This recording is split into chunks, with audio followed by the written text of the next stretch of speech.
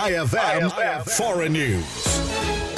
Pumayag ang Korte Suprema ng Estados Unidos na dinggin ang isang mahalagang kaso hinggil sa karapatan sa birthright citizenship ng ilang batang ipinanganak sa bansa. Ito ay kasunod ng utos ni dating Pangulong Donald Trump noong kanyang unang araw sa panunungkulan na tapusin ang birthright citizenship para sa mga anak ng mga immigrants na walang legal na status. Isang hakbang na agad na pinigil ng mas mababang hukuman. Wala pang takdang petsa para sa pagdinig, ngunit inaasahang maglalabas ng desisyon sa mga susunod na buwan. Mahalaga ang magiging hatol dahil maaari nitong baguhin ang matagal ng interpretasyon ng 14th Amendment na nagsasabing lahat ng ipinanganak sa US ay automatikong mamamayan. Iginiit ng Administrasyong Trump na hindi saklaw ng amendment ang mga anak ng iligal o pansamantalang imigrante, habang ipinunto ng American Civil Liberties Union na hindi maaaring baligtarin ng sinumang pangulo ang mahigit 150